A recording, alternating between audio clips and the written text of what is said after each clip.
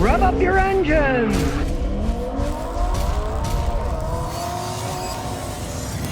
Check this out. The cheapest car in the world is now $1,000. I'm not making this up. It's an actual vehicle. It's called the Changli Nemaca, and by the name you can guess it is a Chinese-made vehicle. It starts at $930, and it has 4 wheels. It's an electric vehicle, and if you want to really see the whole thing about it, there's a video out there called Unboxing a Cheap Imported EV. And the guy's had it for a year. He says he's having fun with it. The top speed is, I think, 23 miles an hour or something with the cheapest version. It has a driving range of 28 miles, and it has an MP3 radio inside and a backup camera. Kind of interesting what these Chinese can do, you know? I mean, if you ever look at the price of golf carts, maybe buy one of these and use it for a golf cart. 28 miles, it'll go across the golf course, right? Of course, we're talking about $930 in China. You got to ship it, import it. You're going to pay a ton more by the time you make it to the United States. And you're still not going to buy one there and drive it here because it's a lot of 29 miles between China and the United States, you know? You know, people have actually done these things. They've spent thousands and thousands bringing them, importing them. And then you got to find out, is it even street legal where you live? A lot of places it won't. The point is, they can make something like this and sell it for under $1,000. That'll tell you they make regular sized electric cars that have a range of maybe 100 miles and go 60 miles an hour. They aren't going to be all that much more expensive if they really put their minds to it in China. If small electric cars become very popular in the United States, you know they're all going to end up making in Mexico. Almost all those things are. I mean, there's one company that does electric motorcycles. They're in Austin, Texas, and they said, made in the United States. Well, they're all Chinese parts, and they're just sent to the United States where they bolt them together. It's all based in China. So you can see they can make electric cars a lot cheaper. If there is an invasion of small electric cars, I can guarantee it's going to be coming from China. Well, as usual with electric cars, there's always problems. This time now it's loose. They can't sell their cars. They're getting less and less reservations, but let's look at the overall picture, all right? Last year, they sold a whopping like 7,100 cars. The whole company sold 7,100 cars. I mean, these things start at $89,000, right? So they're super expensive to begin with. How many of them do they think they're going to sell? Then they're not making it. Now they're finding out, oh, their reservations are like 28,000, and that was down from, they said it was 34,000 before. People are like canceling their reservations. Oh, whoop-de-doo, like that isn't a shocker, right? Anybody can go click on something, oh, reserve this, and then you don't buy one. All that stuff is a bunch of nonsense, and you're believing what a company says that's basically in real financial problems. Of course, they're going to lie about stuff, but when they're charging that much money and they're only making 7,000 something cars, how can the company even expect to make a profit? They all jumped on this bandwagon of, oh, look at Elon, he's making expensive electric cars. We're going to make expensive electric cars too. Why doesn't somebody screw their head on right and make a bunch of inexpensive electric cars and get people into them to see if they like them? They would work a lot better as small cars for inner city commuting and stuff like that anyways.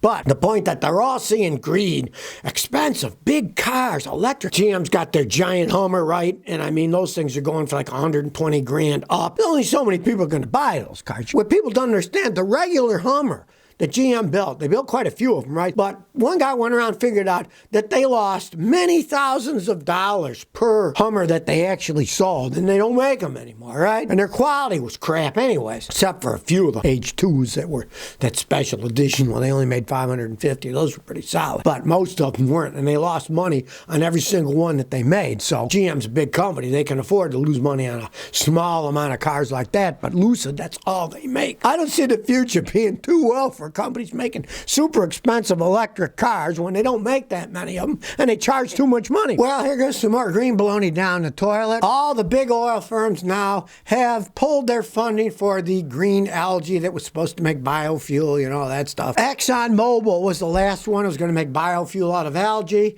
and they finally pulled it out, and they're stopped doing research too. For years, people have criticized this growing of algae as greenwashing. Interesting, since algae is green, right? Saying that, yeah, they'll just say they're spending money on that, but they're actually not doing anything that they're going to follow up on. And I guess all those critics were correct. Now, in 12 years, Exxon spent $350 million supposedly researching this algae to make biofuel, put them in the tubes and stuff, and then end up making a fuel out of the algae, right? But interestingly enough, they spent about half that, $175 million, in advertisements talking about how great this green algae biofuel is going to be.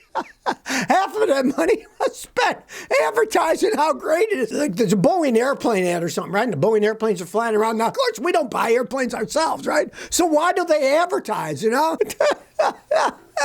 I used to laugh when I was a kid. They'd have advertisements for the power company, right? And you're like, well, back in those days, there was no choice of power companies. You had one, that was it, right? And they're like, why do they advertise? They're the only people you can get electricity from. But then they get to write the advertising off as a tax write-off, too. So who knows? They spent all that money BSing about what a great idea was, but then they gave up entirely. And here's what a guy who researches biofuels for him said. His name is George Huber. He's a biofuel researcher at the University of Wisconsin at Madison. It's very challenging and very expensive to bring these technologies to market. It's great they make these commitments, but you know they need to start putting more capital into these projects. Well, of course, what else is a guy going to say who's doing research on biofuels? Well, they need to put more money in this because I want more money to do my research and get paid, right? As per usual, the green stuff shows to be a bunch of baloney. They're just making up stuff, pretending they're doing something that they're really not all that interested in, and then they cut the funding. They don't keep it up. Oh, well, it looked good in our ads for a while. Let's try something else. Like, oh, maybe their next thing's going to be wind power or solar power. Who knows, right? It's just another one of these boondoggles that these corporations are pulling off. You know, eventually they gave up after spending $350 million, and then half of that on advertising what a great idea was, and then stopped the whole thing. MDM says, why is my transmission shifting weirdly? I got a 2009 Lincoln Town Car, 95,000 miles. No codes, but it shifts from first to second, but then it goes into neutral when it goes into third. Doesn't have any codes, like I said. The overdrive button works. The tranny shop says they'll rebuild the tranny for $2,800. What do you think? Unfortunately, they are probably correct, because every transmission I ever saw that would shift first gear, second gear, but then it goes into neutral and just spins, had internal failure and needed to be completely rebuilt, especially a Ford. I've seen it happen many times. A lot of times the planetary gears will break. The planetary gear for third will break, and it'll just slip. And you don't have any codes because it's an '09. It's not overly sophisticated. And a lot of times you get gears go out, and they won't trip a code because they're physical gears inside, and they break. It's a physical problem, and it's not going to be picked up electronically a lot of times. Get another opinion from somebody for sure, but every single one I saw like that would shift first, second, but then third. It'd just go into neutral and spin like mad. It was a problem internal that required an overhaul on those transmissions. That's the weakest things town cars are their automatic transmissions. They're the first things that are big money that break down. Osama 416 said, should I change my car? Hey, I got a GX 470 Lexus, has 282,000 miles. I'm kind of bored looking at trading it for a 2007 Sequoia that has 200,000 miles. Also, a 2010 Honda Cross Tour, very clean with about 100,000 miles. I don't want to spend more than my current Cavalier, which is $7,000. I like GM cars like X-Lake Yukon, but I'm not going to buy one of those because they're not reliable. What do you think would be the best of those? Well, I'd probably go for the Honda Cross Tour because it's only got 100,000 miles, and they can go a long way. Sequoia, 200,000 miles. It's still probably got life, but it's still got 200,000. The Honda's got 100,000, and believe me, the Honda Cross Tour is going to get so much better gas mileage. The Sequoias are giant gas hogs with big V8 engines. Gas is only going to get expensive more and more as time goes on. Let's face the facts. I would go for the Honda Cross Tour on that because it's only got 100,000 miles, and it's going to get a whole bunch better gas mileage over time. You drive it another 100,000 miles compared to 100,000 miles of Sequoia, you're going to save a ton of money. Now, here's a guy in Minneapolis with a problem that it's kind of an oddball one. He had his Dodge Charger stolen. When he got it back, it was full of drug paraphernalia and drugs and all kinds of stuff. Then he thought, what am I going to do if I drive it home? Hey, the police pull me over, they'll throw me in jail, right? Turns out that he had his Charger stolen in his uptown Minneapolis apartment. He was one of 980 people to have their cars stolen in Minneapolis this year. He gets a phone call a few days later from the Minneapolis State Patrol, and they said, we found your car abandoned on Interstate 94. So he got it from an impound lot, and he owed $390 to the lot. But he opened the door, and what did he see? Hundreds of pills, a half dozen knives, a ski mask, multiple license plates, tools, and inside was someone else's ID, phone, wallet, and keys. So he called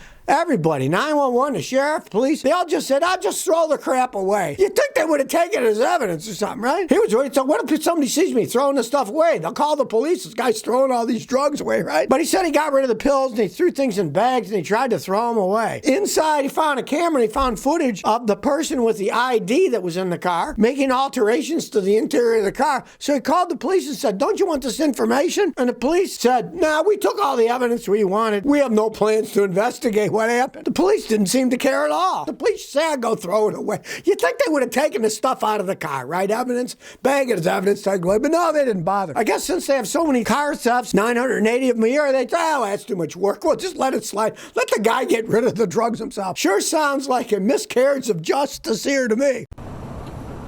So if you never want to miss another one of my new car repair videos, remember to ring that bell.